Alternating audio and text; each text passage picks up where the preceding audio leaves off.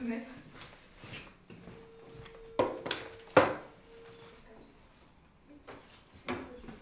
Bonsoir, bienvenue. Alors, je suis Kevin Cuello, professeur de jeu de Go à l'école de Go de Rennes, que j'ai fondée en 2017. Donc, j'ai un parcours de juriste, master de relations internationales. Et durant ce master, j'ai eu l'occasion d'approfondir le jeu de Go au Japon durant mon stage de fin d'études. Et c'est ce qui m'a donné envie ensuite de me lancer en tant que professeur en France.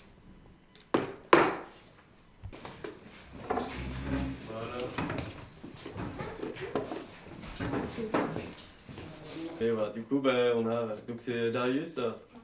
Les cours de Go à l'école de Go sont donnés à tout public, c'est-à-dire enfants, adolescents, adultes. Ils sont réunis dans une salle de classe, donc ce sont vraiment des cours théoriques, mais pratiques également. C'est très important de jouer, faire beaucoup de parties.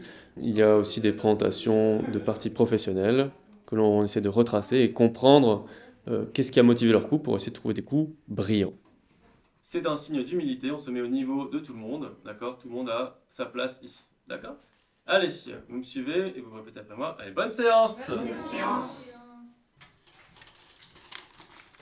Quand j'avais 15 ans, j'ai découvert le jeu de Go via Hikaru no Go, donc qui est un manga japonais qui traite de l'univers du jeu de Go via un garçon qui, avec l'aide d'un fantôme qui s'appelle Sai, qui est un ancien maître de Go, va découvrir cet univers. Ce n'est qu'à l'âge de 20 ans que j'ai commencé à m'y mettre pendant mes études de droit, tout simplement en voyant un stand de jeu de Go, il y avait des plateaux, et donc j'avais eu envie de le découvrir à ce moment-là, en me remémorant les aventures d'Hikaru.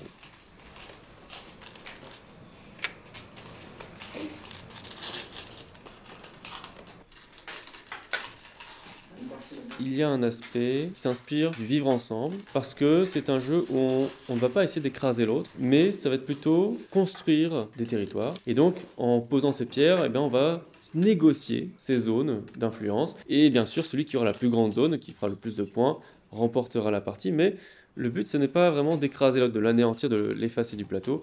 Ça va être simplement de marchander, d'essayer de dire telle zone m'intéresse.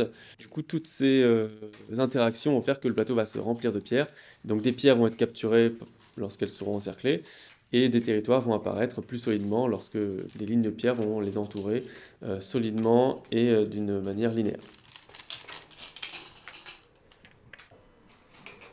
Alors le jeu de Go, ce n'est pas qu'un jeu, c'est quelque chose de plus profond, de plus mystérieux.